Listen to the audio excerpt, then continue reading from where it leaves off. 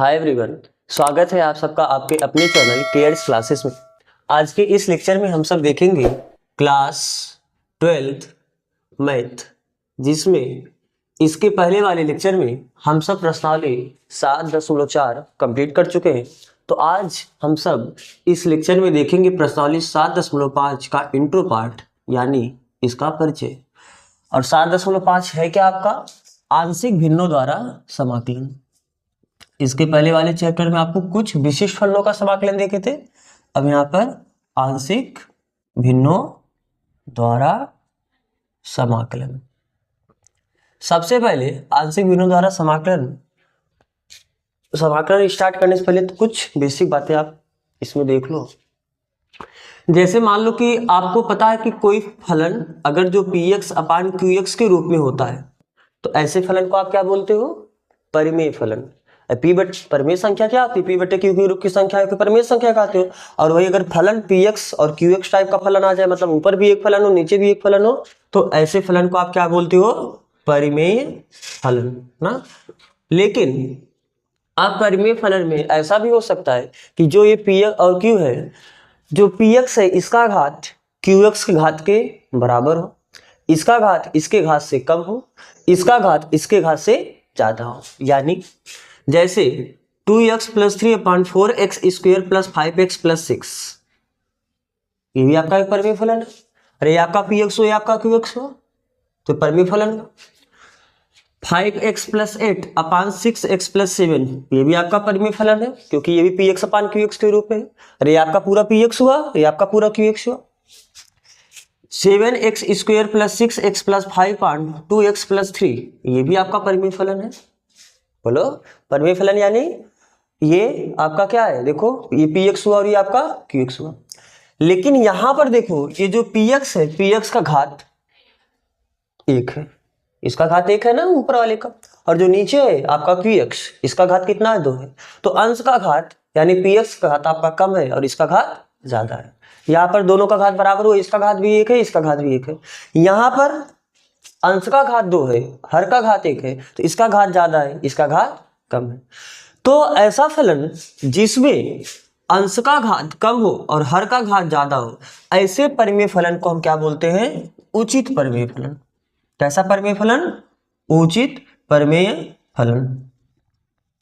और ऐसा परिमेय फलन, क्योंकि है तो दोनों परिमेय फलन है, दोनों px अपान qx के रूप में, यहाँ पर घात बराबर है लेकिन यहाँ पर अंश का घात ज्यादा है, तो ऐसे फलन को हम बोलते हैं विषम परिमेय फलन। बात समझ आ रहा है? तो हमको यही चाहिए, ये वाला भाग यानी उचित परिमेय फलन, यानी जिसमें अंश का जो फलन हो, अंश में जो फलन हो उसका घात क्या हो? कम हो। केवल एक ही नहीं, जरूरी नहीं केवल एक हो, कम होना चाहिए, ये भी आपका उचित परिमेय फलन है। जैसे 2x² + 3x + 5/6x³ + 8x + 7, बस। तो यहाँ पर इसका घात कितना है? हर का 3, अंश का घात कितना है? 2, तो कम है। तो ऐसा फलन, ऐसा परिमेय फलन जिसमें अंश का घात हर से कम हो, ऐसे परिमेय फलन को हम क्या बोलेंगे? उचित परिमेय फलन। वरना अगर बराबर भी हो गया और आपका कम भी हो गया, तो ऐसे को हम क्या बोलेंगे? या सॉरी, अंश का घात ज्यादा हो गया तो ऐसे को हम बोलेंगे विषम परिमेय फलन। बात समझ आ रहा है? तो हमको इसी का काम है। यदि ये दोनों आ जाए तब क्या करेंगे? फिर आपको भाग देके उसे उचित परिमेय फलन में बदलना होगा। कैसे? आप क्लास 6, 7, 8 में भिन्न के बारे में पढ़े थे ना? तो वहां पर आप भिन्न में 2 भिन्न देखे हो, एक विषम भिन्न और एक उचित भिन्न। एक आपका तीसरा भिन्न आता था मिश्र भिन्न। तो मिश्र भिन्न में कब लाते थे? जब विषम भिन्न होता था। ख्याल करो, थोड़ा सा याद करो। जैसे 2/3, 4/3, 2 तरीके का आपका ये भिन्न है। तो वहां पर आपको क्या बताया गया था कि अगर अंश छोटा हो और हर बड़ा हो, तो ऐसे भिन्न को आप क्या बोलते हो? उचित भिन्न। ख्याल है? और अगर अंश बड़ा हो और हर छोटा हो, तो ऐसे भिन्न को आप क्या बोलते हो? विषम भिन्न। सेम वही चीज यहाँ पर भी तो है। अगर अंश, बस यहाँ पर अंश का घात आ जाए क्योंकि यहाँ पर फलन आएगा, तो अगर अंश का घात कम हो और हर का घात ज्यादा हो तो उचित भिन्न बोलते थे, तो यहाँ पर उचित परिमेय फलन। और बाकी केस में आप विषम भिन्न बोलते थे, तो यहाँ पर विषम परिमेय फलन बोलते हैं। तो जब विषम भिन्न आता था तो आप क्या करते थे, तो क्या वहां पर आप 4 में 3 से भाग देते थे, 3 के 3 बचता था 1, तो क्या आप ये जो 4/3 होता था इसे आप ऐसा लिखते थे 1 सही 1/3, आप ऐसे ही तो चलते थे ना, 1 सही 1/3। तो यानी आपको भाग देके, अब देखो ये 2 पोर्शन हुआ, एक इसमें 1 है प्लस 1/3 अलग है, बात समझ में आ रहा है। तो ये आपका तो सिंपल नंबर हो जाएगा, और ये आपका 1/3, ये जो 1/3 वाला भिन्न आया, तो ये कौन सा भिन्न आ गया, उचित भिन्न आ गया कि नहीं आ गया। तो विषम भिन्न को आप उचित भिन्न के रूप में लिख सकते हो, कुछ जोड़ घटा के। तो कैसे, कितना प्लस करना है कितना माइनस करना है वो कैसे पता चलेगा, भाग देने के बाद। सेम वैसे यदि आपको कभी विषम परिमेय फलन मिलेगा, यानी ऐसा आपको भिन्न मिल जाए, ऐसा आपको परिमेय फलन मिल जाए जिसमें अंश का घात हर के घात से ज्यादा हो, आपको ऐसा नहीं चाहिए भिन्न, तो आपको उचित भिन्न में लाना पड़ेगा। उचित भिन्न में लाने के लिए आप इसमें क्या करोगे, इसका भाग दोगे, और आपको भाग देना क्लास 10th में पढ़े हो। फिलहाल जब क्वेश्चन आएगा तो वहां पर हम फिर 1-2 बार सीखेंगे। तो आप भाग देने के बाद उसे किससे बदलोगे, उचित भिन्न में बदलोगे। तो जब उचित भिन्न में एक बार आपका आ गया तो फिर आपका काम हो जाएगा समाकलन करना। उसके समाकलन करने के लिए हम लोग उचित भिन्नों को आंशिक भिन्नों में तोड़ेंगे और आंशिक भिन्नों में आप समाकलन कर सकते हो। अभी तक जितना फॉर्म आप जानते हो उस फॉर्म में हम लाएंगे, बात समझ में आ रहा है ना। तो ये इसका बेसिक बात हुआ। तो अब आपको इसमें सिर्फ इतना समझना है कि आपको ऐसा भिन्न चाहिए, कैसा भिन्न चाहिए, उचित परिमेय फलन, यानी जिसमें अंश का घात कम हो और हर का घात ज्यादा हो।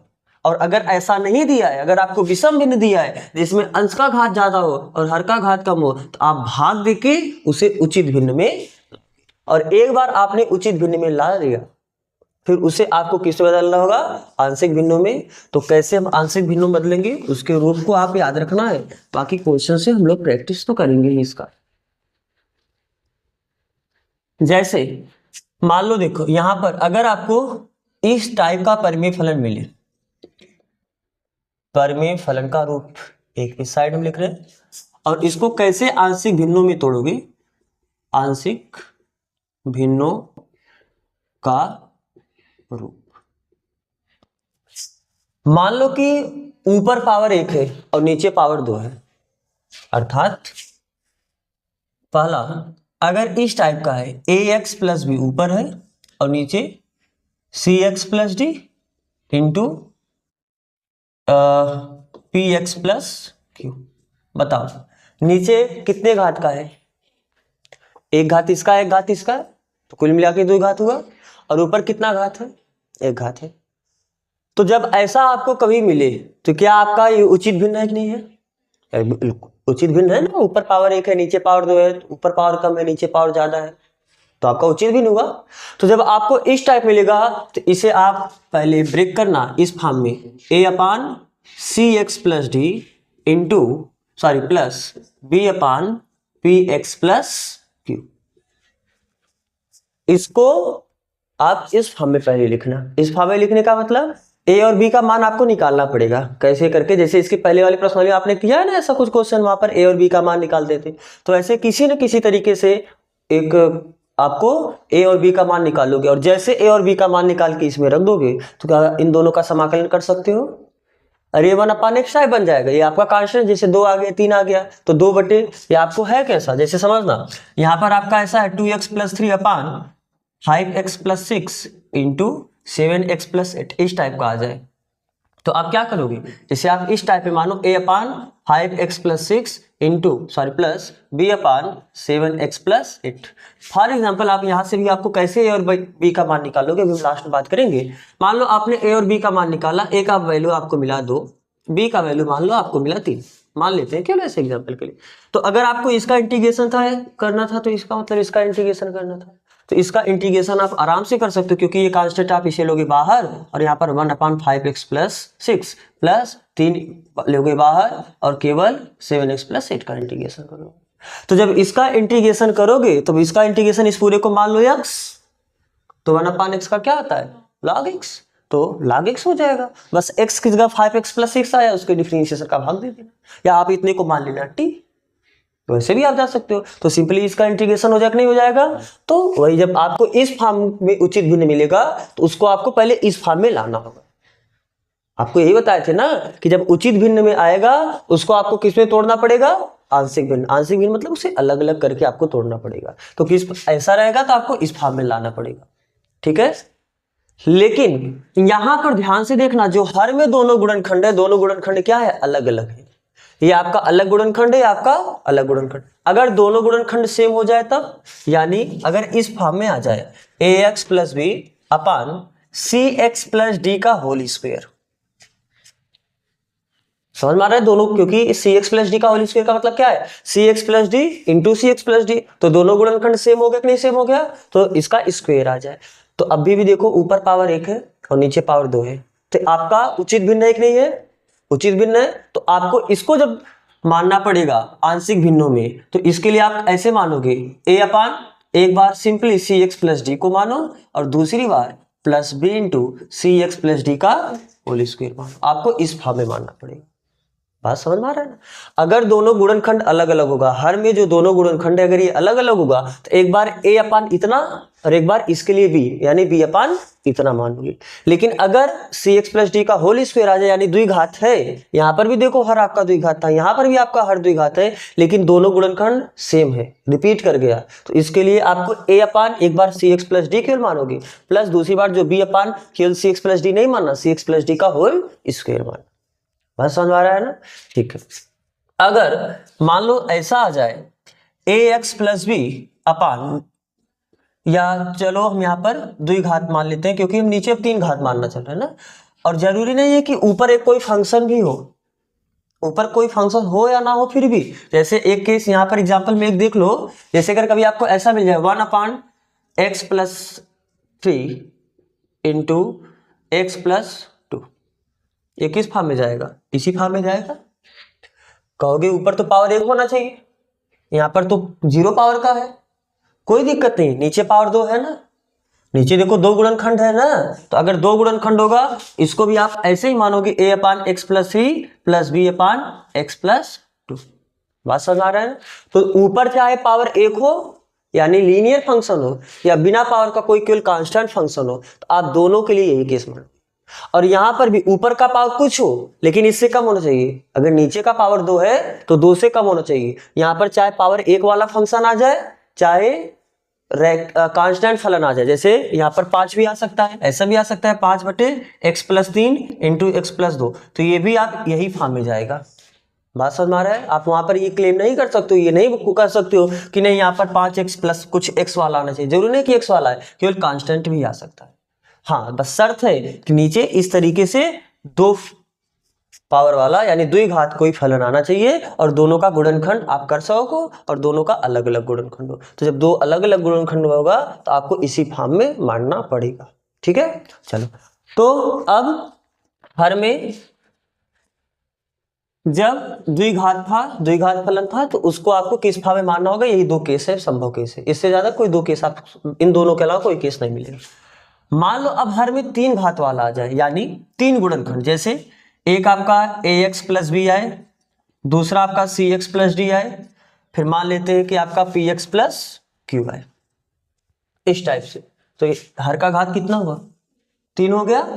अब ऊपर 3 से कम ही आना चाहिए क्योंकि उचित भिन्न पर बनाना है, 2 आना चाहिए, एक घात आ जाए और बिना घात वाला यानी कांस्टेंट फलन आ जाए, यानी 0 घात वाला।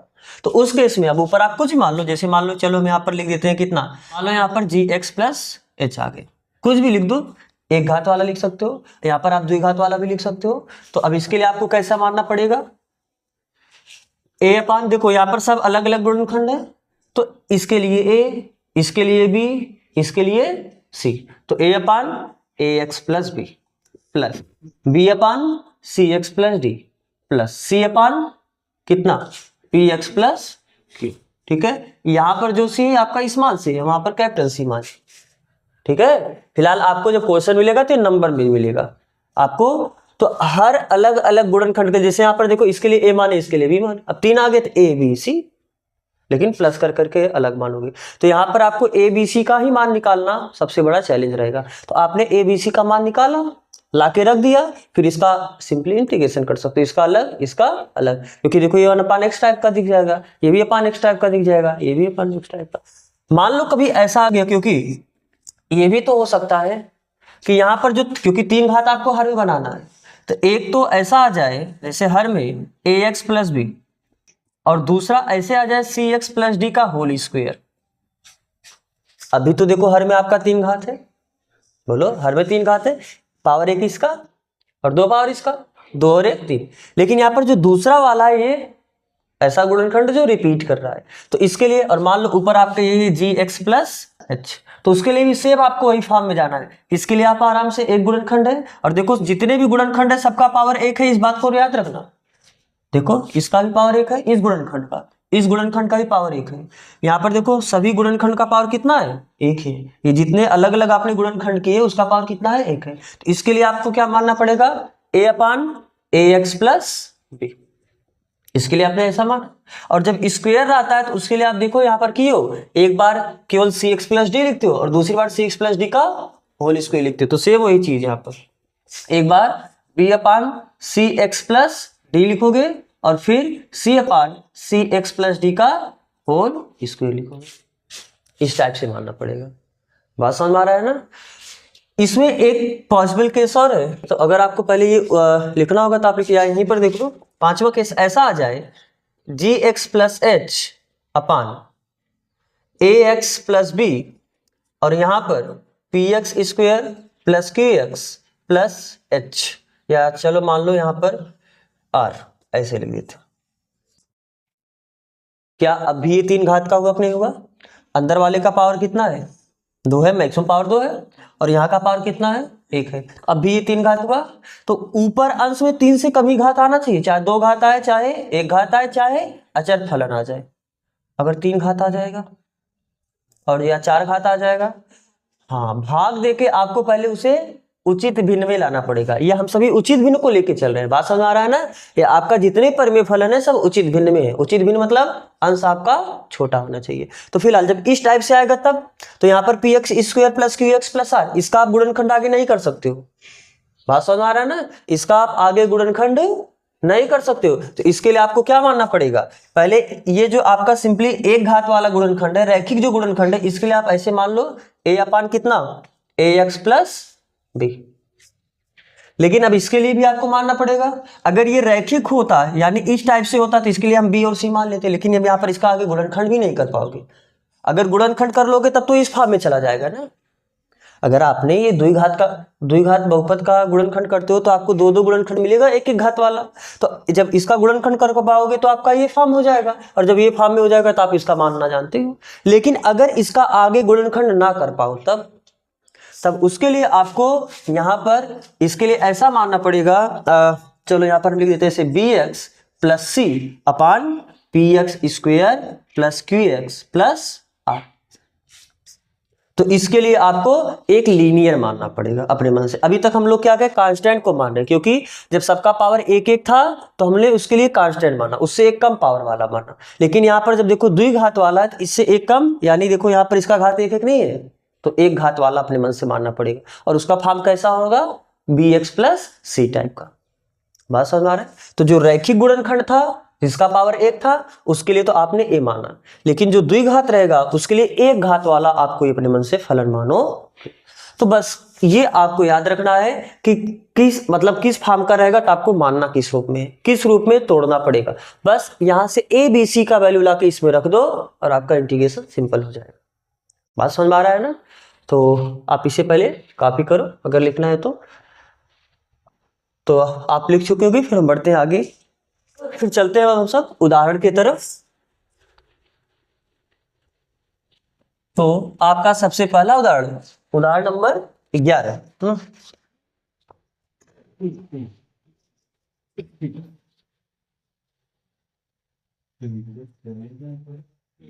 क्या है आपका example number 11, integration 1/x + 1 x + 2 dx। इसका मान निकालना है। ये कितना है, द्विघात है। अच्छा, इसे आप ऐसे लिख सकते थे क्या, 1/, इसका गुणा इसमें करोगे x², इसका गुणा इसमें करोगे 2x, इसका गुणा इसमें करोगे 3x, और 2 1 के dx। अगर आप ये ना जानते तो क्या आप ये कर सकते थे, बिल्कुल कर सकते थे। इसके जस्ट पहले वाले प्रश्नावली पे आपने सीखा है। इसे आप पूर्ण वर्ग बना लो ना, तो पूर्ण वर्ग बनाने के बाद जो 6 फार्मूला देखे हो तो 3 तो करड़ी वाला है, तो यहाँ पर करड़ी नहीं है, तो ऊपर के तीनों फार्म में से कोई फार्म आएगा। बात समझ आ रहा है ना, तो वहां से भी आप इसे कर सकते थे। फिलहाल अब मैं यहां से सीखना कैसे। फिर देखो क्या आपका ये उचित भिन्न है। सबसे पहला स्टेप आपका यही होगा कि आप चेक करो कि आपको जो इंटीग्रेशन करने के लिए मिला है, जिसका समाकलन करने के लिए मिला है, क्या है वो उचित भिन्न है। तो क्या ये आपको भिन्न जो दिया है ये उचित भिन्न है, बिल्कुल है, क्योंकि नीचे का पावर और ऊपर पावर 0। अरे कांस्टेंट फलन है, कांस्टेंट फलन का पावर कितना होता है 0, तो पावर कम है ना, तो उचित भिन्न है। तो उचित भिन्न है, बस अब इसको किस फॉर्म में मानना पड़ेगा। तो माना ये जो है x+1 और x+2, तो इसको आप कैसे मानना पड़ेगा। देखो यहां पर भी एक घात का गुणनखंड, यहां पर भी एक घात का गुणनखंड, तो इसके लिए a/x+1 प्लस इसके लिए b मानोगे तो b/x+2, इसी फॉर्म में मानोगे। और a और b का मान लाके यहां पर रख दोगे, तो इसका इंटीग्रेशन करना था तो आप इसका इंटीग्रेशन कर लोगे। इससे भी चलो समीकरण 1 मान लेते हैं, क्यों, क्योंकि a और b का मान निकाल के यहां पर रखना होगा। चलो तो अब बताओ क्या आप इसे ऐसा दिस इंप्लाइज, इसे थोड़ा सरल करो। यहां पर आपका क्या है 1/x+1 x+2 इक्वल टू, इसका गुणा इसमें करोगे a×x+2 और इसका गुणा इसमें करोगे प्लस b×x+1 अपान इसका गुणा इसमें करोगे x+1 x+2। ये तो आपका दोनों साइड से कैंसिल हो जाएगा, तो बचेगा कितना, 1 बराबर a×x+2 प्लस b×x+1। अब आप यहां से a और b का मान दो तरीके से निकाल सकते हो। जैसे पहला तरीका क्या है, अगर आपको a का मान निकालना है तो b वाला टर्म पूरा गायब हो जाए, केवल a वाला बचेगा, तो a का मान निकाल लोगे। तो कैसे, अगर x की जगह क्या रख दो -1, तो -1 + 1 0 और 0 को गुणा b, केवल बचेगा कितना। तो x का मान आप दोनों पक्ष में, इधर तो अच्छी बात है x दिख ही नहीं रहा, अगर इधर भी x दिखता तो उधर भी वही मान रखते, जो मान x का इधर रखते वही मान x का इधर रखते ना। तो x बराबर कितना रखने पर, -1 रखने पर। तो जब -1 रखोगे तो इधर तो x है ही नहीं, तो इधर आपका केवल 1 बचेगा।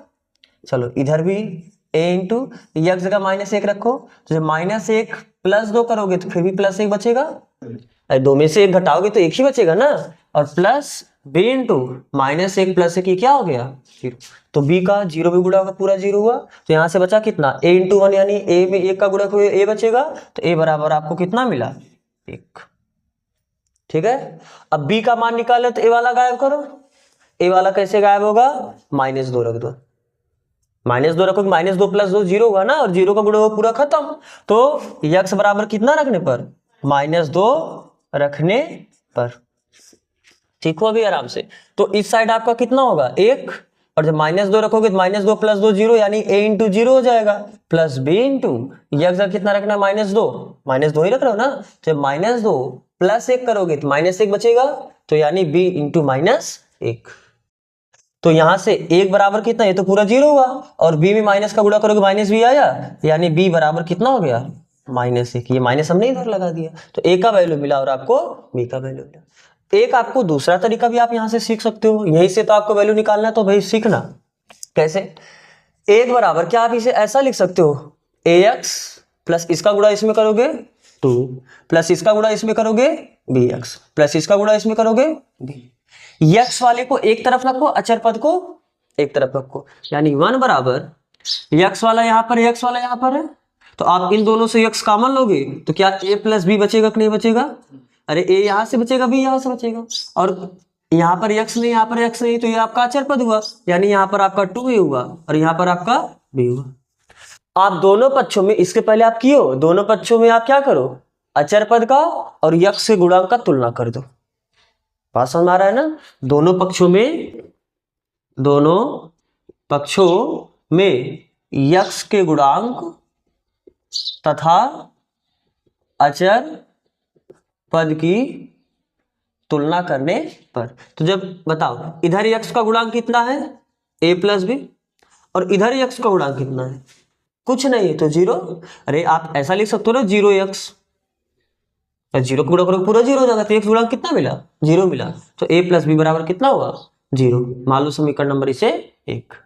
और यहाँ पर अब क्योंकि अभी तो आपने x गुणांक का तुलना किया, अब आप अचर पद का, ये पूरा आपका अचर पद है 2a प्लस बी, तो इधर अचर पद है 2a प्लस बी और इधर आपका अचर पद कितना है 1, तो ये बराबर कितना होगा समीकरण 2।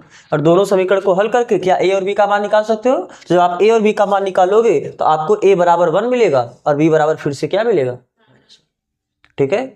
तो पहले आप प्रयास करना, बाकी सबको 0 करके जो 1 बचेगा उससे आपको ये थोड़ा सिंपल पड़ेगा, ये थोड़ा आपके लिए हो सकता है लेंदी पड़े। हमको ये भी करना पड़ेगा, जब कभी कभी क्या होगा कि आप हमेशा मान नहीं रख पाओगे, सब 0 नहीं होगा। अभी क्वेश्चन मिलेगा आपको ये समझ में आएगा कि जैसे यहाँ पर हमने x बराबर -2 रख दिया, ये 0 हो गया, केवल b बचा। x बराबर हमने -1 रख दिया, ये 0 हो गया, केवल ये बचा। हमेशा आपको ऐसा ही नहीं मिलेगा कि सब 0 हो जाए, केवल 1 बचेगा, पक्षांतर करके उसका मान निकाल लोगे। जितना हो सकेगा उतने में करेंगे, और जब नहीं हो पाएगा तो आपके पास ये ऑप्शन होगा तुलना करने पर। अचर पद का तुलना कर देंगे, गुणांक का तुलना कर देंगे, एक्स स्क्वायर के गुणांक का तुलना कर देंगे, x⁻³ के गुणांक का तुलना कर देंगे, जिससे अपना काम बनेगा वो करेंगे, ठीक है। तो फिलहाल अभी हमें a और b का वैल्यू मिला है तो हम इसी से चलते हैं। आप यहां से भी आप a और b का वैल्यू निकाल के जा सकते हो। तो फिलहाल तो अब a और b का वैल्यू निकला, आप इसे करोगे क्या, ये जो आपको a और b का वैल्यू मिला है इसे आप क्या करोगे, समीकरण 1 में ले जाके रखोगे। तो कितने से, समीकरण 1 से, या समीकरण 1 में a और b का मान रखने पर क्या हो जाएगा 1/x+1 इंटू x+2, ये किसके बराबर हो जाएगा a यानी 1/x+1 प्लस b यानी -1 हो जाएगा, तो -1/x+, सरल कर लो इसे, यही आएगा। बात समझ में आ रहा है ना। तो ख्याल करो, आपको जब इसके पहले वाले चैप्टर में जब आप ये डेरिवेशन किए थे x² - a² dx, तो क्या आपने इसे x - a और आपने इसे x+a लिखा था कि नहीं लिखा था, और वहां पर 2a का भाग दिया था, 2a का गुणा किया था, वास्तव में यही चीज था। जब आपका ऐसा दो गुणनखंड वहां पर मिला, अरे x² - a² को आप ऐसा ही तो लिख सकते हो ना, x - a इंटू x+a। तो क्या ये दो गुणनखंड मिला कि नहीं मिला, तो आप इसे एक बार a/x - a मान लेते और एक बार b/x+a मान लेते, आपको दोनों वैल्यूज मिल जाता था जो वहां पर मिला था। तो ठीक है, तो डेरिवेशन वहां पर हमने जो कर करके देखा था क्या रखे कि आ जाए, तो वहां पर आपको वहां पर चेक नहीं करना, हिट और ट्रायल मेथड से नहीं जाना पड़ता, आप वहां से डायरेक्ट कर सकते थे इस मेथड से। तो चलो फिलहाल वो तो हो ही चुका है। तो अब आपको करना क्या है, यहाँ पर आपको पूछा क्या था, इसका इंटीग्रेशन। अरे इतने का इंटीग्रेशन पूछा ना, तो इतने का इंटीग्रेशन मतलब इसका इंटीग्रेशन। तो this implies that integration 1/x+1 into x+2 dx, ये क्या हो जाएगा, इसके इंटीग्रेशन यानी x+1 का इंटीग्रेशन अलग और x+2 का इंटीग्रेशन। तो अब बताओ इस पूरे को आप मान लो यस 1/x का लॉग मॉड में t, और t की जगह है क्या x+1, लेकिन जो t की जगह आएगा उसका डिफरेंशिएशन का भाग देना पड़ेगा। तो x+1 का डिफरेंशिएशन करोगे तो 1 ही आएगा, 1 का भाग देने से कोई फर्क पड़ेगा नहीं, माइनस है तो माइनस लगा। अब इस पूरे को x मान, तो 1/x का log x होता है, तो ये भी क्या हो जाएगा log मॉड में x, और x की जगह है क्या x+2, और अपान करना पड़ेगा इसका डिफरेंशिएशन का, इसका डिफरेंशिएशन करोगे 1 ही आएगा, 1 का भाग देने से कोई फर्क पड़ेगा नहीं। बात समझ में आ रहा है ना। और बाकी एक कांस्टेंट आपको क्या जोड़ना पड़ेगा c। तो मान लो अगर यही आपका i था, अगर आप इसे i मानोगे तो क्या i बराबर यही आया कि नहीं आया। इसे आप ऐसे भी कर सकते हो ना, कैसे, log m minus log n का फार्मूला होता है log m/n, तो आप इसे लिख सकते हो क्या log m/n plus constant c। Clear है, ये आपका आंसर होता है। तो सिंपल है, देखो इंटीग्रेशन में यही 2-3 लाइन हुआ। दिक्कत है a और b का मान निकालना, उसके लिए आपको थोड़ा प्रैक्टिस करना पड़ेगा। अगर आपको कॉपी करना तो आप कॉपी करो, फिर हम आगे चलते हैं। तो चलो आप कॉपी कर चुके होगे, तो अब हम बढ़ते हैं उदाहरण नंबर 12 की तरफ।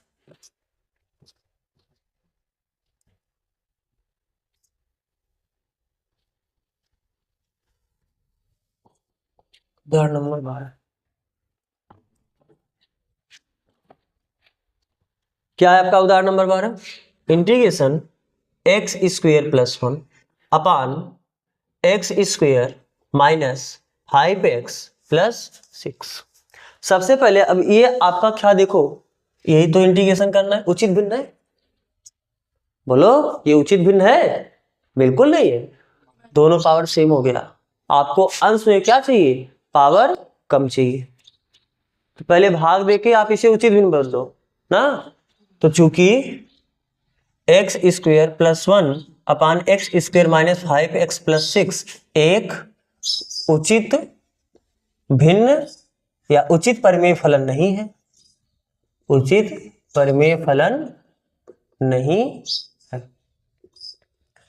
तो अतः इसे हम कैसे लिखेंगे, पहले x square plus 1 upon x square minus 5x plus 6 ये है। आप इसको पहले किसमें बदलो, उचित भिन्न में, और उचित भिन्न में बदलने का केवल एक ही तरीका है, क्या, भाग देना। एक्स स्क्वेयर प्लस 1 में आप भाग दो x square minus 5x plus 6, तो भाग देना आता है ना। देखो यहाँ पर एक्स स्क्वेयर है, यहाँ पर भी एक्स स्क्वेयर है, तो एक, तो जब एक बार ले जाओगे तो इसे पूरा आ जाएगा x square minus 5x plus 6। फिर आप भाग में क्या करते हो, घटाते हो, तो माइनस घटाने पे चिन्ह क्या आता है, तो ये तो आपका हो गया। अब यहाँ पर आपको ये तो पता है ना, एक्स वाले में एक्स वाला जुड़ता है, अचर पद में अचर पद जुड़ता है, एक्स स्क्वायर में एक्स स्क्वायर जुड़ता है, तो फिलहाल ये एक्स वाला है तो ऊपर एक्स वाला नहीं, तो आप इसे वैसे रख लो, यानी 5x। लेकिन यहाँ पर अचर पद 1 है, यहाँ पर अचर पद -6 है, तो 1 में से -6 घटाओगे कितना आ जाएगा, -5, -5। तो अगर आपको लिखना होगा तो आप ऐसे ही चलते हो इसे, यानी 1 plus 5x minus 5 upon x square minus 5x plus 6। तो इसको आप कैसे लिख सकते हो, 1 plus 5x minus 5 upon x square minus 5x plus 6। तो अब देखो क्या आपका ये उचित भिन्न हुआ कि नहीं हुआ, देखो यहाँ पर पावर 1 है, यहाँ पर पावर, और अगर इसका इंटीग्रेशन करना था तो इसका अलग कर लो और इसका अलग कर लो। अब इसके लिए आपको तो पहले आप, अगर ये आपको कॉपी करना था आप कॉपी कर सकते हो, वरना ये चीज आपको भाग रफ में देना है, समझ में आ रहा है ना। फेयर वाले पोर्शन में आप भाग नहीं दोगे, आपको डायरेक्ट भाग देके इसका वैल्यू लिखना। तो चलो अब सबसे पहले हम इसे समझते हैं, इसे यानी 5x माइनस 5, क्योंकि अब यहाँ पर पावर 1 है और यहाँ पर पावर 2 है, तो क्या आप इसे ऐसे लिख सकते हो, क्या 1 प्लस 5x माइनस 5 अपान ये कितना हुआ, क्या इसका गुणनखंड, पहले आप प्रयास करो जो द्विघात है उसका गुणनखंड करने का, तो इसका गुणनखंड कर सकते हो क्या। अरे x square minus 5x minus plus 6, 3 2 5 3 दूनी 6, यानी ये आप इसे लिख सकते हो ना, x square minus 3x minus 2x plus 6, यहाँ से x कॉमन लोगे x माइनस 3, यहाँ से -2 कॉमन लोगे x minus 3, x minus 3, x minus 2, तो आप इसे कितना लिख सकते हो, x minus 3 into x minus 2, ऐसा लिख सकते हो ना। तो जब ऐसा लिख लोगे तो देखो आपका ये गुणनखंड हो गया, तो आपका फॉर्म में आ गया कि नहीं आ गया। तो ऊपर देखो पावर 1 है, नीचे पावर 2, उससे कोई दिक्कत नहीं है। अब आप इसके लिए a मान लो, इसके लिए b मान लो, यानी a अपान इतना प्लस b अपान इतना, तो अभी आपको इतना मानना पड़ेगा। तो एक काम करो, ये जो आपको x square plus 1 upon x square minus 5x plus 6 है, इसको अभी आप मान लो समीकरण नंबर 1, ठीक है, क्योंकि अभी हम इसे दूसरे रूप में लाके लिखेंगे। कैसे, माना इतने को मानो, माना 5x minus 5 upon x minus 3 into x minus 2, इसको आपको मानना पड़ेगा किस रूप में, a upon x minus 3 plus B upon x minus 2, इस फॉर्म में मानना पड़ेगा।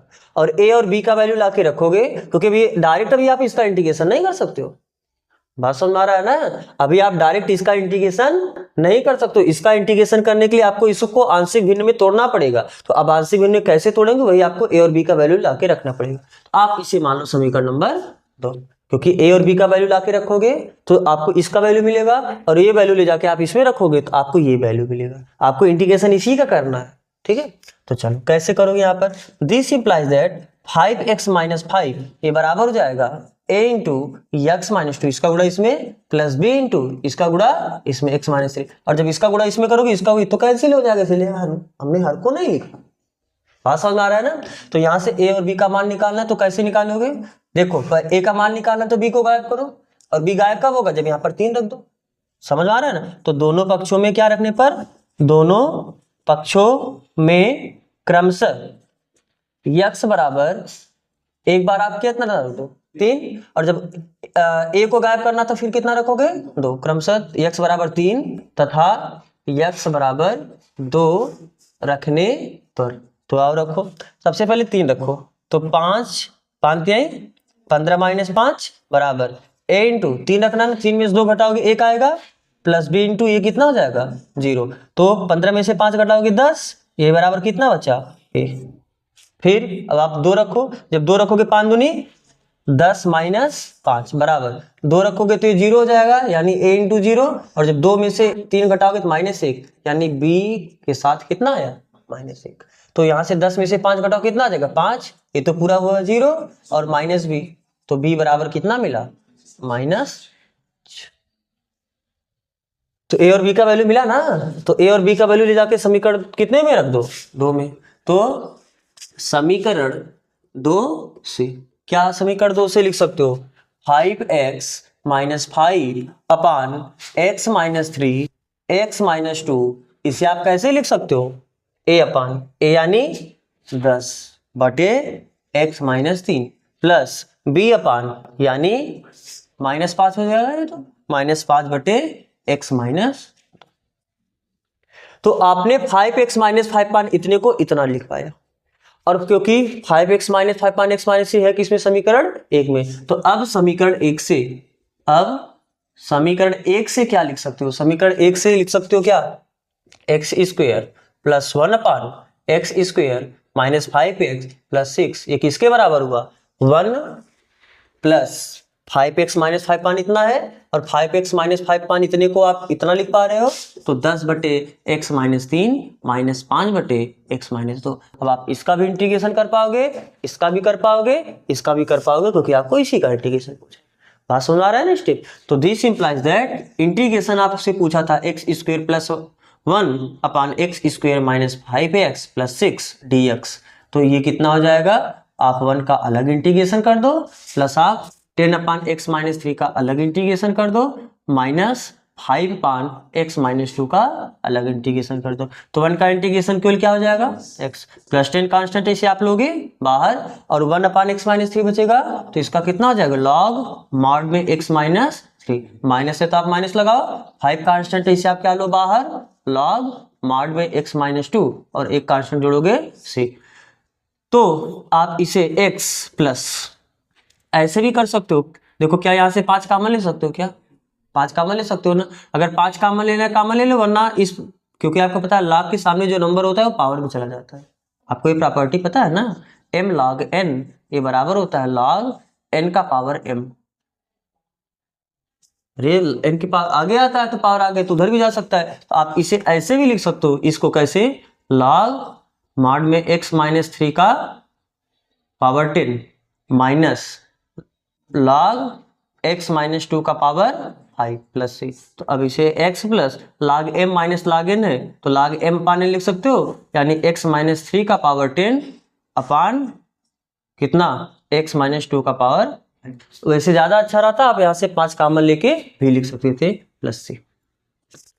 समझ में आ रहा है ना, पहले आप इसे कॉपी करना कॉपी कर लो, शायद आपका आंसर यही तक दिया है, आप ये तो आगे हम लोग और चल चुके हैं, तो ठीक है। चलो अब चलते हैं हम लोग उदाहरण नंबर 13 पे।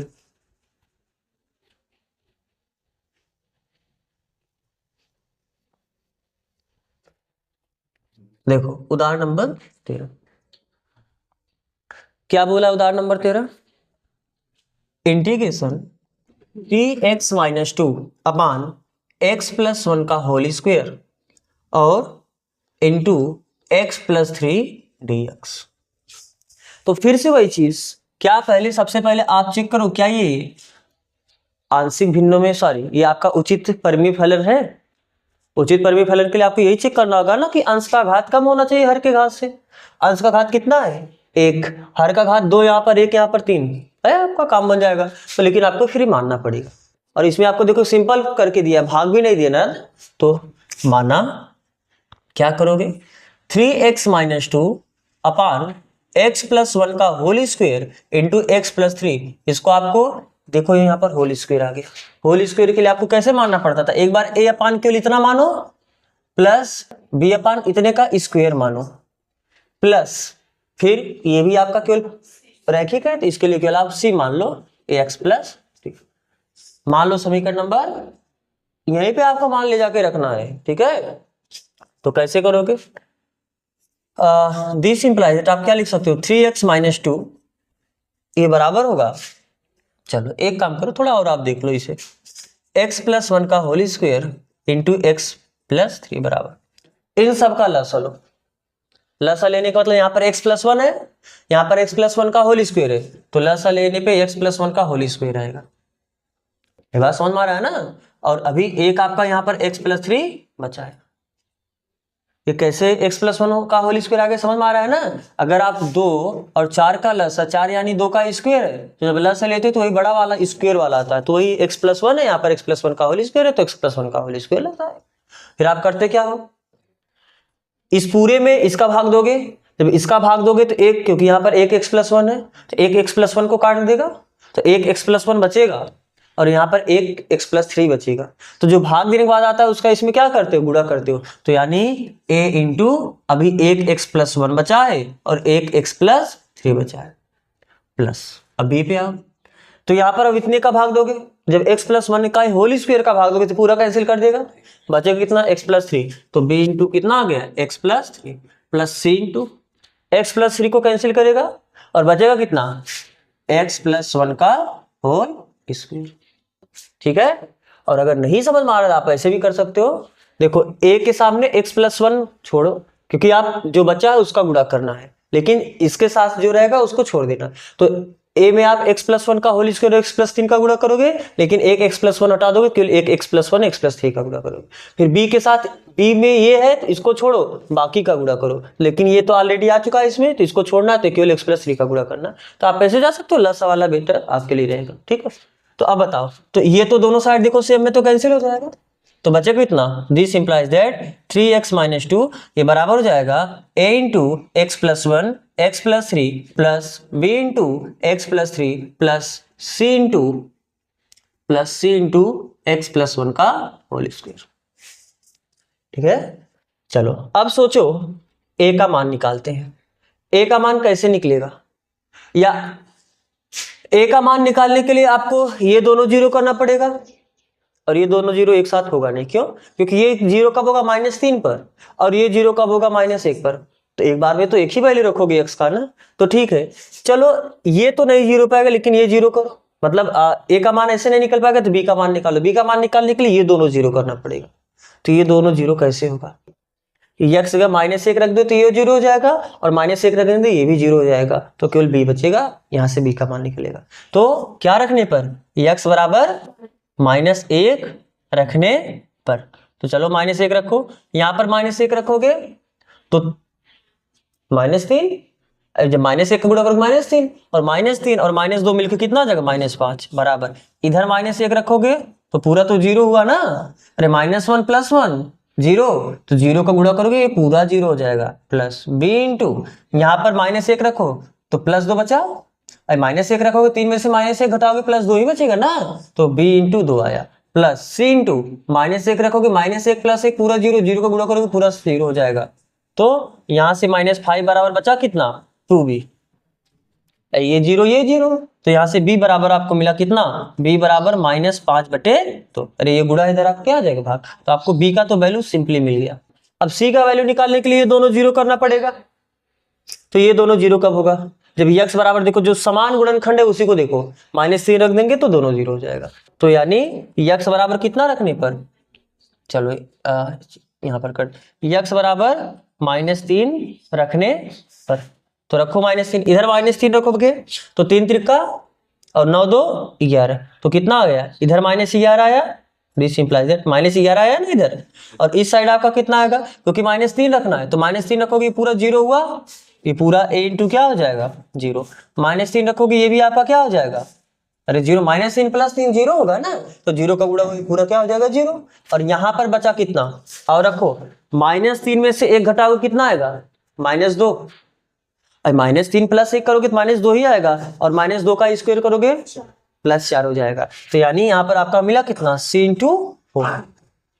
तो बताओ ये 0 हुआ, ये 0 हुआ, तो ये जो गुणा इधर आके क्या आ जाएगा, भाग। तो यहाँ से आपको क्या मिला, c बराबर -11/4। तो b का वैल्यू मिला और c का वैल्यू मिला। अब बस दिक्कत है a का वैल्यू निकालने में। तो a का वैल्यू कैसे निकालोगे, आपको बताए थे जब ये सभी ऑप्शन खत्म हो जाएंगे तो गुणांकों का तुलना करना स्टार्ट कर दो। तो गुणांकों का तुलना करोगे, अब यहाँ पर 3 गुणांक है, देखो x का गुणा x में करोगे, एक x² का गुणांक मिलेगा, एक आपका x का गुणांक मिलेगा और एक आपका अचर पद मिलेगा। तो जो आपके लिए सबसे सिंपल हो वही आप गुणांक का तुलना करो। कैसे सिंपल होने का मतलब, इस साइड भी थोड़ा देख लिया करो कि इस साइड x² है नहीं, तो x² का गुणांक कितना हो जाएगा, जो नहीं है उसका गुणांक कितना होगा, 0। तो जब इस इधर है ही नहीं तो एक साइड 0 मिलेगा, तो पक्षांतर करना और आसान हो जाएगा। तो आप x² का गुणांक का तुलना करो। ऐसा नहीं आप x के भी गुणांक से जा सकते हो, अचर पद से भी जा सकते हो, सेम आंसर मिलेगा, लेकिन अपने सरलता को भी थोड़े ध्यान दे रखो। तो हम यहाँ पर क्या करते हैं, दोनों पक्षों में किसके गुणांक का तुलना करते हैं, x² का, जो इस साइड नहीं है। ठीक है, दोनों पक्षों में x² के गुणांक की क्या करने पर, तुलना करने पर, तुलना करने पर। तो इधर x² का गुणांक कितना है, 0। इधर बताओ x² का गुणांक कितना है, पूरा हर जगह ध्यान देना है, पूरा यहां से यहां तक, क्योंकि इस साइड आपका पूरा यहां तक है।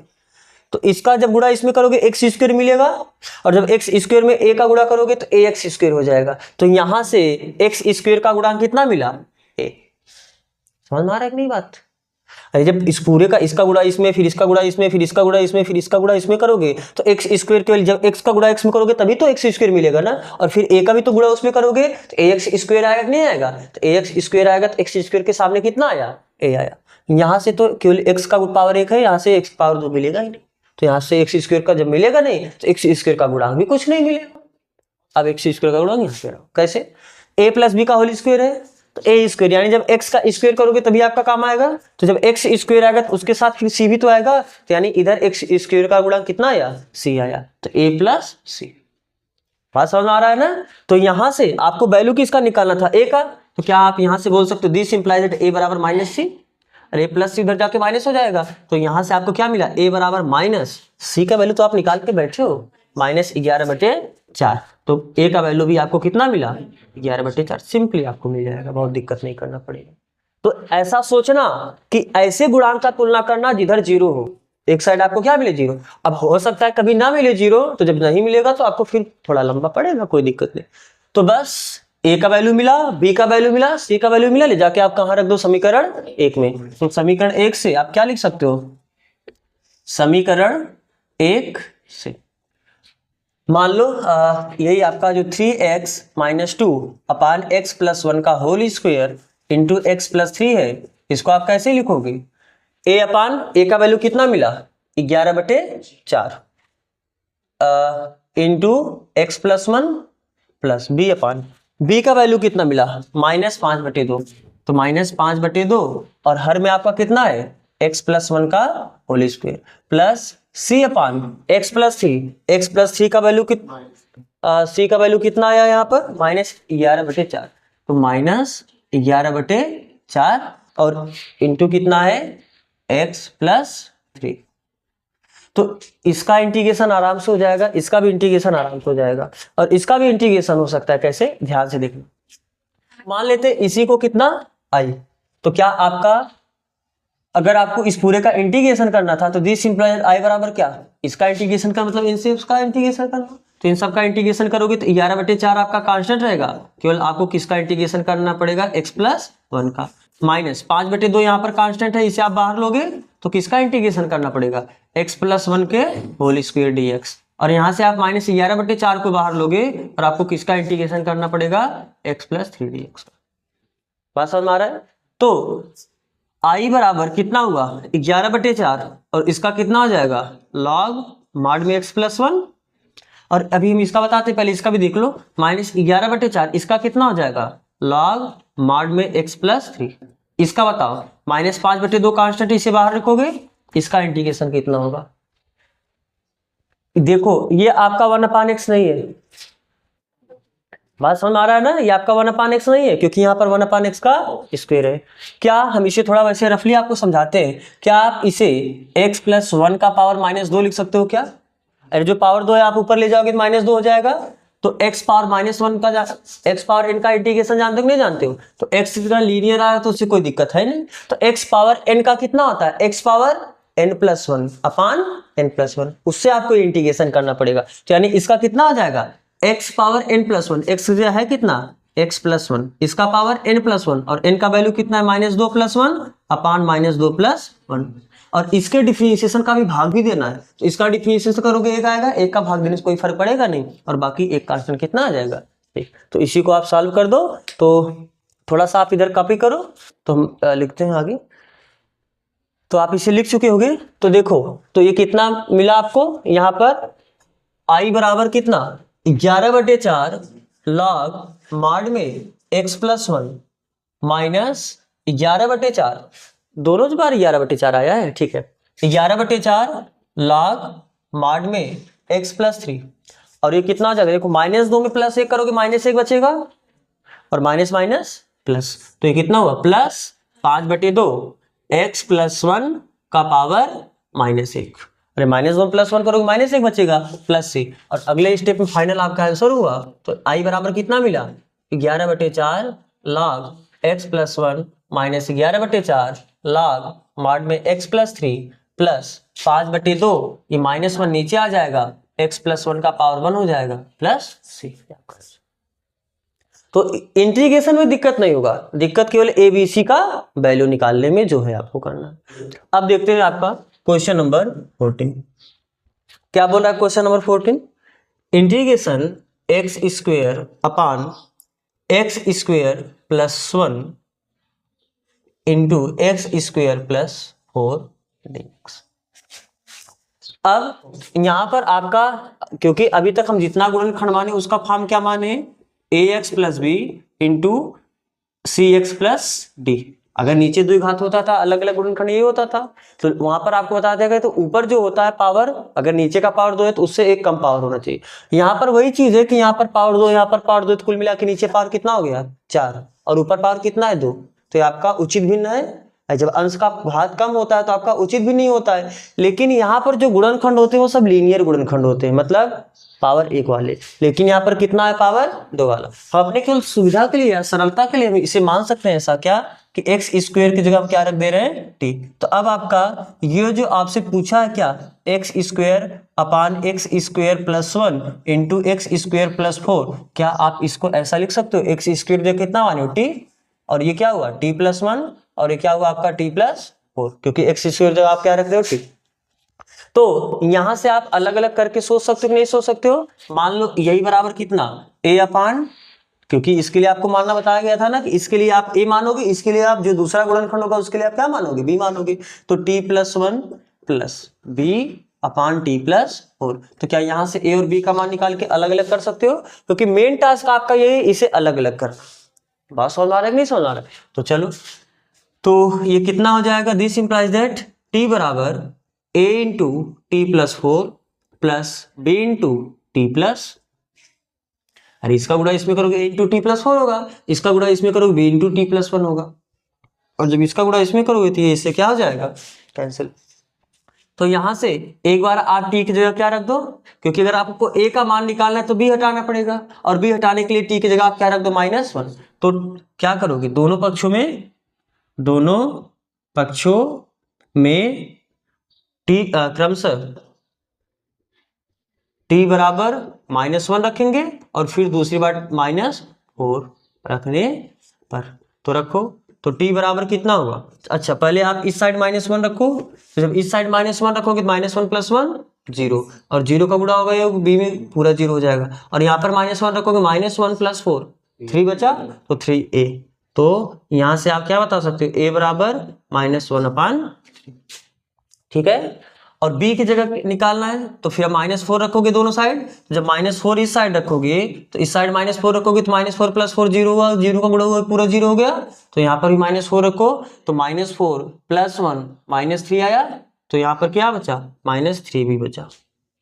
बात समझ आ रहा है ना। तो यहाँ से अगर आपको b का मान निकालना, माइनस से माइनस कैंसिल हो जाएगा, तो b बराबर कितना मिला 4/3। आपको यहाँ पर केवल क्या करना था, a और b का मान निकालना था। जब आपने a और b का मान निकाला, चलो मान लो आपका ये समीकरण नंबर कितना 1, तो समीकरण 1 से आप क्या लिख सकते हो, समीकरण 1 से क्या कि t/t+1 इंटू t+4, इसे आप लिख सकते हो a की जगह है कितना -1/3 t+1 प्लस b की जगह कितना है 4/3 इंटू t+4, ऐसा लिख सकते हो। अब इसका, क्योंकि आपको इसका इंटीग्रेशन करना था, x इसकी जगह आपने t माना था, आपको इसका इंटीग्रेशन करना है, तो इसका इंटीग्रेशन करने मतलब इसका इंटीग्रेशन वाला अलग अलग कर सकते हो, लेकिन इंटीग्रेशन करने से पहले आपको x में इंटीग्रेशन करना है। आप यहाँ पर t मान के चले हो तो t की जगह वो वैल्यू रख सकते हो, यानी आप यहाँ से क्या बोल सकते हो, दिस इंप्लाइज दैट t की जगह अगर x स्क्वायर रखोगे तो x² + 1 इंटू x²+4 ये बराबर हो जाएगा -1/3। t की जगह हम कुछ नहीं करें इस पूरे समीकरण में, t की जगह हम जहां जहां t है वहां पर क्या रख रहे हैं x², तो x²+1 प्लस 4/3 t की जगह x²+4। तो क्या आपको क्वेश्चन में इसी का तो इंटीग्रेशन करना है, अगर आपको इसका इंटीग्रेशन करना है यानी इसका इंटीग्रेशन करना है, इसका इंटीग्रेशन करना है, और दोनों का अलग अलग इंटीग्रेशन कर सकते हो नहीं कर सकते हो। अरे देखो 1/3 आपका कांस्टेंट है बाहर जाएगा, क्या इसके पहले वाले प्रश्नावली में आपने x² + 1 का स्क्वायर यानी x² + a² का इंटीग्रेशन पढ़े हो कि नहीं पढ़े हो। तो चलो हम इसी को मान लेते हैं क्या i, तो i बराबर क्या है इसका इंटीग्रेशन, यानी हम इसका अलग इंटीग्रेशन कर दे रहे हैं और इसका हम अलग इंटीग्रेशन कर दे रहे हैं। बात समझ में आ रहा है ना। तो बताओ कितना हो जाएगा इसका इंटीग्रेशन, तो i बराबर कितना हुआ -1/3 कांस्टेंट है बाहर हो जाएगा और बचेगा केवल इंटीग्रेशन कितने का x² + 1 dx प्लस 4/3 बाहर हो जाएगा और होगा किसका इंटीग्रेशन x² + 4 dx, तो -1/3, क्योंकि आपको पता है ना 1/x² + a² का इंटीग्रेशन क्या होता है 1/a tan 1x/a, फॉर्मूला ख्याल है। तो ये कितना हो जाएगा 1/a, a की जगह तो 1 ही है तो 1 लिखोगे नहीं, तो सीधा केवल क्या लिखोगे tan 1x/a, x/a की जगह 1 ही है तो कोई मतलब नहीं। और आप डायरेक्ट फार्मूला भी जानते हो, इंटीग्रेशन 1 + x² का इंटीग्रेशन tan 1x होता है, तो tan 1x, ठीक है, प्लस 4/3 आप ऐसे लिखो, यहाँ पर x² + a², तो 4 आपका 2 का स्क्वायर है, तो इसका कितना हो जाएगा 1/a, एक जगह कितना होगा 2, अरे 2 का स्क्वायर है ना, तो जिसका स्क्वायर होता है वही होता है, तो 1/a tan 1x/a यानी x/2, और बाकी हम दोनों कांस्टेंट मिला के एक बोले कांस्टेंट से, तो आप इसे सरल कर दो, -1/3 tan 1x प्लस 2 दूनी तो 2/3 tan 1 कितना x/2 प्लस c, ये आपका क्या हो गया। आप जरूरी नहीं है कि यहाँ पर x² को t मानो, आप इसे डायरेक्ट भी कर सकते थे। कैसे, पहले आप इसे कॉपी करना, तो आप इसे थोड़ा कॉपी करो फिर हम बात करते हैं कैसे डायरेक्ट कर सकते हो। तो उम्मीद है कि आप कॉपी कर चुके होंगे। ध्यान से देखो, हमें बस इतने को तो ब्रेक करना था। देखो इसी को तो मैंने ब्रेक करके ऐसे लिखा है कि नहीं लिखा है, आप इतना बिना किए ही डायरेक्ट बिना टी माने भी ब्रेक कर सकते थे। कैसे, मान लो कि आप इसे बस अपने दिमाग में इसे इस फॉर्म में लो, x² + 1 इंटू x² + 4, इसको आप शुरुआत में ही मान लो ऐसा a/x² + 1 प्लस b/x² + 4। बात समझ आ रहा है ना। आप ऐसा करके भी यहाँ से पक्षांतर करके एक गुणांकों का तुलना करके a और b का मान निकाल के डायरेक्ट रखते, तो अगर यहाँ से आप करते तो a का वैल्यू आपको फिर से ही मिलता और b का वैल्यू आपको फिर से ही मिलता 4/3। हम वहां पर टिक माने क्यों, क्योंकि हम जो फॉर्म कल अब इसके पहले भी जो कुछ देर पहले हमने सीखा है, तो वो फॉर्म में आपका क्या है लीनियर था। अरे लीनियर था ना, जो गुणनखंड अलग अलग गुणनखंड मिले थे वो लीनियर ही तो मिले थे, इसलिए लीनियर फॉर्म में लाने के लिए हमने x² की जगह क्या मान लिया t मान लिया, कि हर जगह लीनियर जैसा दिखे, रैखिक जैसा दिखे। बाकी आप दोनों तरीके से जा सकते हो।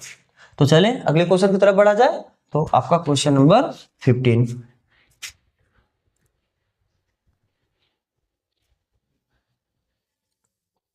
क्वेश्चन नंबर 15 क्या है, सॉरी उदाहरण नंबर 15, इंटीग्रेशन करना है 3 sin phi - 2 cos phi upon 5 - cos square phi minus 4 sine phi d phi, ये वैल्यू निकालना। सबसे पहली बात यहां पर आपको देखते ही लग जाना चाहिए कि अगर हर जगह साइन साइन ये सब दिख रहा है, जहां अगर हम साइन फाई को टी मान ले तो साइन का डिफरेंशिएशन कास फाई वो तो हट जाएगा, हो सकता नहीं ऐसा। तो यानी फिर सबसे पहले यहाँ पर प्रतिस्थापन लग रहा था, आप प्रतिस्थापन कर दो, पुट साइन फाई बराबर कितना टी, तो साइन फाई का differentiation cos phi d phi ये बराबर डी टी। लेकिन दिक्कत ये है कि ठीक है आप कास फाई डी फाई की जगह डी टी रख दोगे, साइन जहां जहां दिख रहा है वहां पर आप टी रख दोगे, लेकिन ये कास की जगह क्या रखोगे? तो कास को तो साइन में कन्वर्ट कर सकते हो आप ना, कैसे? आपको एक फार्मूला पता है क्या? यहां पर हम लिख देते चूंकि कास फाई बराबर क्या होता है under root 1 minus sine square phi. अरे sine square theta plus cos square theta बराबर 1 होता है ना, पक्षांतर करोगे कास थीटा बराबर क्या कर सकते हो। तो जहां जहां कास फाई है कितना हो जाएगा under root 1 minus sine phi का वैल्यू कितना है टी, तो कितना हो जाएगा टी का स्क्वायर। लेकिन आपको कास फाई का वैल्यू निकालने काम ही नहीं, क्योंकि आपको कास स्क्वायर फाई पूछा है, तो आप ये अंडर रूट इधर जाके क्या हो जाएगा स्क्वायर, तो यानी कास स्क्वायर फाई की जगह कितना हो जाएगा 1 माइनस टी स्क्वायर। बात समझ आ रहा है ना? तो बस ये वैल्यूज ला के रख दो। तो मान लो यही आपका क्या है आई है, तो आई बराबर क्या हो गया इंटीग्रेशन 3 साइन, हम अब प्रतिस्थापित करते रहे ना, साइन फाई की जगह आपको कितना रखना है t minus 2 into cos phi d phi, cos phi d phi की जगह कितना हो गया d t upon 5 minus cos square phi, cos square phi का वैल्यू कितना है 1 minus t square minus 4 sine phi, और साइन फाई का वैल्यू कितना है टी। समझ आ रहा है ना? ये चीज हमने कुछ नहीं किया, जो माना है प्रतिस्थापित वही किया। तो अब पहले आप इसे सिंप्लीफाई करो, आई बराबर इंटीग्रेशन कितना आया 3t माइनस 2 dt अपान 5 minus 1 minus minus plus T square और माइनस 4t। थोड़ा और इसे सरल कर दो, आई बराबर इंटीग्रेशन 3t माइनस 2 dt अपान 5 में से घटाओगे 4 plus T square minus 4t। तो क्या आपको नीचे द्विघात दिखा, ऊपर पावर 1 दिखा? आगे आपने फॉर्म में ना उचित भिन्न आपके उचित परिमेय फलन है, लेकिन उसके लिए आपको जो हर द्विघात होता है उसका गुणनखंड करके सोचना पड़ता है, ऐसा नहीं आता है। तो क्या आप सोचो इसका गुणनखंड कर पाओगे, टी स्क्वायर माइनस 4t और प्लस, तो क्या आप इसे ऐसा कर सकते हो T square minus 2t plus 4, तो t कॉमन लोगे तो t माइनस 2 कॉमन लोगे तो t माइनस 2, तो क्या t माइनस 2 का होल स्क्वायर हो गया कि नहीं, क्योंकि t माइनस 2 फिर t माइनस 2। तो ये कितना लिख सकते हो आई बराबर कितना इंटीग्रेशन 3t माइनस 2 अपान t माइनस 2 का होल स्क्वायर dt। तो अब आपको ये फॉर्म मिला जिसमें होल स्क्वायर है, तो जब फिर से वही इसको आपको ब्रेक करना पड़ेगा, मानना पड़ेगा, तो किस फॉर्म में मानोगे ध्यान से देखो। माना ये जो 3t माइनस 2 अपान t माइनस 2 का होल स्क्वायर है, तो जब होल स्क्वायर होता तो कैसे मानते हो, एक बार a अपान t माइनस 2 मानोगे, फिर प्लस b अपान t माइनस 2 का होल स्क्वायर मानोगे, ख्याल था? जब होल स्क्वायर होता तो एक बार केवल t माइनस 2 को मानते हो, फिर दूसरी बार एक नया कांस्टेंट साथ उसके स्क्वायर को मानते हो, होल स्क्वायर को मानते हो। तो बस अब यहां से आपको गुणा भाग करके a और b का मान निकालो, कैसे निकालोगे, this implies that 3t minus 2 ये किसके बराबर होगा a into T minus 2 plus b, यही हो जाएगा ना। अरे कैसे होगा, समझ में आ रहा नहीं है कैसे हुआ? मैंने क्या किया, इन दोनों का लसा लिया, जब इन दोनों का लसा लोगे तो t माइनस 2 का क्या आएगा होल स्क्वायर आएगा। आप हर का भाग दोगे, तो जब हर का भाग दोगे तो स्क्वायर है तो एक कैंसिल हो जाएगा, एक बचेगा, और जो बचता है उसका अंश में क्या करते गुणा करते हो, यानी a इंटू टी माइनस 2 का आप क्या करोगे गुणा करोगे, प्लस इसका इसमें भाग दोगे, जब हर का इसमें भाग दिए जो लस आया है कैंसिल, देखो स्क्वायर है ये भी स्क्वायर है तो कैंसिल करके एक बचेगा, और जब एक का गुणा करोगे तो वही रह जाएगा, तो ये तो इस साइड कैंसिल हो जाएगा, अरे इधर भी तो t माइनस 2 का होल स्क्वायर है, तो ये तो दोनों कैंसिल हो जाएगा, तो बचेगा कितना, केवल इतना ही तो बचेगा। बात समझ आ रही नहीं? तो यहां से आपको a और b का मान निकालना, तो जब a का मान निकालना है तो b गायब करो, a का मान निकालना तो b गायब करो, लेकिन अब b कैसे गायब होगा, b के साथ कुछ t होता तो वहां पर आप t का कुछ वैल्यू रखते, तो पहले आप a का मान निकाल लो, फिर हम यहाँ b का मान कैसे निकालेंगे, अचर पद का तुलना करके। तो पहले a का मान निकालो, सॉरी b का मान निकालो। b का मान कैसे निकलेगा, a को गायब करो। a को गायब कैसे करोगे, t की जगह कितना रख दो, 2। तो t बराबर क्या रखने पर, 2 रखने पर। तो जब t बराबर 2 रखोगे तो चलो रखो, 3 दूनी 6 में से 2 घटाओगे 4, तो इधर 2 में से 2 घटाए 0, पूरा गायब हुआ। तो b का वैल्यू आपको सिंपली मिल गया। लेकिन a का वैल्यू निकालने के लिए b गायब करना पड़ेगा, और b आप हटा नहीं सकते हो, क्योंकि b की जगह अगर साथ में t वाला कोई टर्म रहता तो t का वैल्यू सोचते।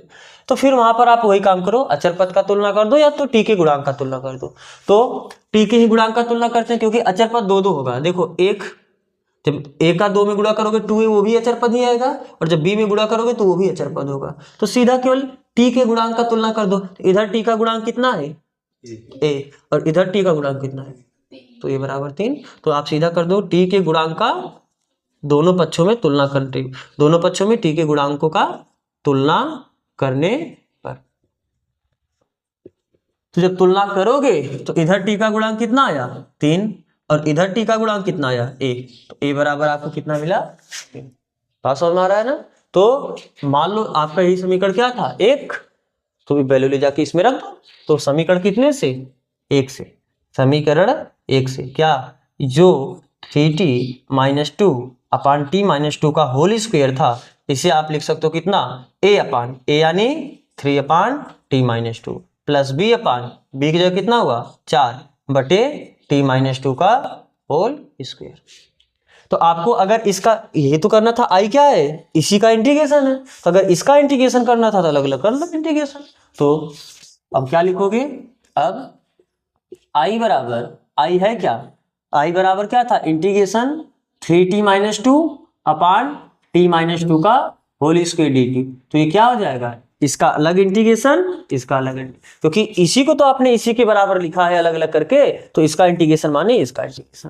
तो यानी इंटीग्रेशन 3 अपान t - 2 dt प्लस इंटीग्रेशन 4 अपान t - 2 का होल स्क्वायर, और यहाँ पर क्या आ जाएगा dt। तो इसका इंटीग्रेशन कितना हुआ, 3 कांस्टेंट है बाहर लोगे, केवल इंटीग्रेशन आपको कितना करना है, 1 अपान t - 2 का, प्लस 4 को कांस्टेंट है बाहर लोगे, और इसे क्या ऐसा लिख सकते हो क्या, t - 2 का पावर -2 dt। और जो पावर नीचे 2 है ऊपर ले जाके -2 लिख सकते हो ना। तो अब बताओ 3 इंटू इसका तो log हो जाएगा, अरे 1 अपान t का log होता है ना, log t, तो log t - 2 प्लस 4 इंटू इसका कैसे करोगे, इस पूरे को आप मान लो x, और x पावर -2 वर्क नहीं होगा, और x पावर n का इंटीग्रेशन आप जानते हो, x पावर n का इंटीग्रेशन होता है x पावर n + 1, यानी यहाँ पर x की जगह है कितना, t - 2, इसका पावर n की जगह कितना है, -2 + 1 अपान -2 + 1, यानी t - 2 का पावर -1 अपान -1। तो आप क्या इसे ऐसा लिख सकते हो, -1 अपान, क्योंकि ये ऊपर है इसे नीचे लाओगे तो -1 अपान t - 2 हो जाएगा। लेकिन इतना करने के बाद जो x की जगह है उसके डिफरेंशिएशन का भाग देना है, तो t - 2 का डिफरेंशिएशन करोगे 1 आ जाएगा, 1 का भाग में कोई फर्क नहीं पड़ेगा। तो यानी सिंपली इसका इंटीग्रेशन कितना हो जाएगा, -1 अपान t - 2। ठीक है, और अब आप ये याद भी रखो, 1 अपान एक्स स्क्वायर का जो इंटीग्रेशन होता है -1 अपान x, याद रखोगे ना, तो ठीक है। तो चलो, तो अब ये कितना हुआ, और बाकी भी ये कांस्टेंट जोड़ोगे क्या, c, तो कितना हो गया, 3 log mod में t - 2 प्लस -1 अपान t - 2 प्लस c। ये आपका आंसर हुआ, बिल्कुल नहीं।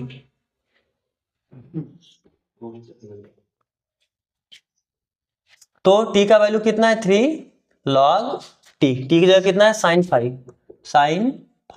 - 2 माइनस 4 अपान t की जगह कितना है, sin 5 - 2 प्लस c। ये आपका क्या हो गया, ठीक है, समझ में आया है ना।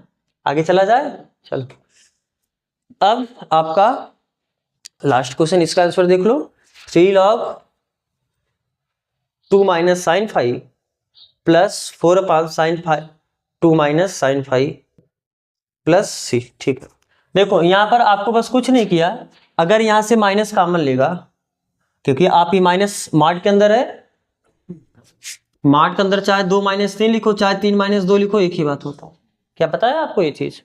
2 में से 3 घटाओगे -1 आएगा, -1 का मार्ट करोगे +1 हो जाएगा, और 3 में से 2 हो तो इसे ऐसे करके लिख दिया। और ये माइनस हटा दिया है क्योंकि इस माइनस का गुणा अंश में कर दिया है। जब इस माइनस का गुणा हर में कर देगा तो यहाँ पर प्लस हो जाएगा, और जब इस माइनस गुणा यहाँ पर करेगा तो ये माइनस हो जाएगा, ये प्लस हो जाएगा, यानी ये जो साइन फाइव -2 है तो 2 - sin फाइव हो जाएगा। तो आप इस पे भी आंसर छोड़ सकते हो।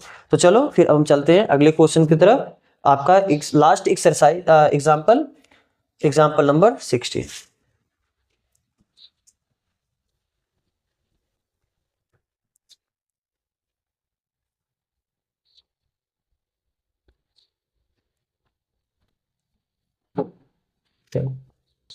एग्जाम्पल नंबर 16 क्या है? इंटीग्रेशन x² + x+1 अपान x+2 इंटू x² + 1 dx। क्या यह आपका उचित परिमेय फलन है? नहीं, बिल्कुल सही है। नीचे पावर 1, यहाँ पावर 2, मिलके कितना हुआ? पावर 3 हो गया, और ऊपर कितना है? पावर 2 है। तो बढ़िया है, बल्ले बल्ले। तो डायरेक्ट बस आपको यहाँ पर मानना है। मान लो ये आपका क्या है? आई।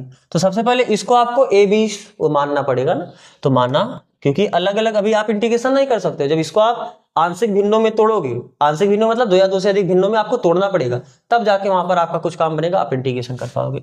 तो माना x² + x+1 अपान x+2 इंटू x² + 1 बराबर। मान लो ये जो लीनियर गुणनखंड है, इसके लिए आप केवल सिंपली ए मानते हो, a अपान x+2।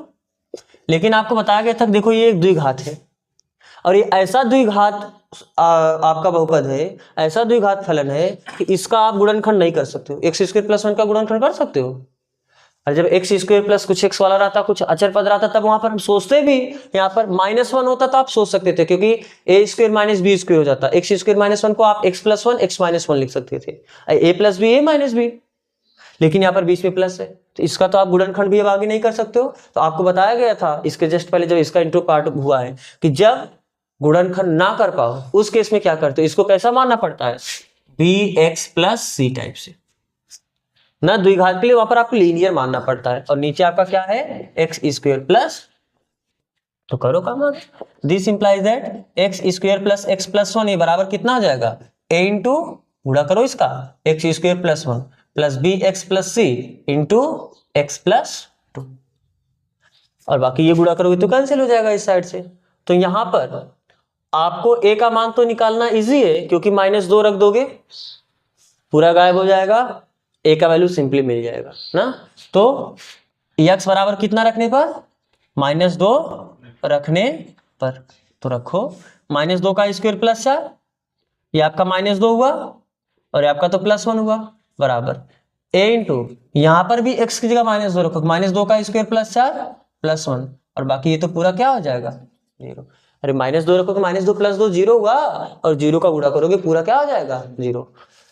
तो कितना हुआ? 4 में से 2 घटाओगे 2 आएगा, 2 1 3 बराबर 4 1 5 6 ना, 0 जोड़ोगे कोई फर्क। तो a बराबर कितना मिला? 3/5। तो a का वैल्यू आपको क्या मिला? मिल गया। अब b और c का वैल्यू आपको निकालना है, तो b और c का वैल्यू निकालने के लिए इसको 0 करना पड़ेगा। अरे x का ऐसा कौन सा वैल्यू रखो ताकि ये 0 हो जाए? कुछ नहीं, कोई भी नंबर रख लो, x² की जगह -1 आएगा तब ये 0 होगा, और किसी भी नंबर का स्क्वायर माइनस हो नहीं सकता है, तो यानी आपका काम यहां से बनेगा नहीं। तो फिर आप चले जाओ गुणांकों का तुलना करने पे, वो आपके पास लास्ट ऑप्शन है। ऐसे नहीं होगा तो वो होना ही होना है। तो ठीक है, तो गुणांकों का तुलना, लेकिन प्रयास करना सबसे पहले कम से कम गुणांकों का तुलना करना पड़े। जैसे x² का गुणांक सोचे यहाँ पर कितना है? a, और इधर भी तो x² का गुणांक मिलेगा। कब? जब इसका गुणांक इसमें करोगे तो bx² होगा कि नहीं होगा? तो वहां से x² का गुणांक आपको कितना मिला भी? तो x² के गुणांक का तुलना करने पर, x² के गुणांक का आप ऐसे लिख देना, दोनों पक्षों में x² के गुणांकों की तुलना करने पर,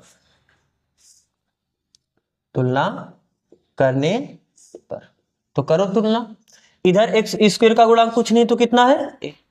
इधर x² का गुणांक यहां से मिला a, और जब गुणा करोगे तो यहां से मिला होगा क्या? b।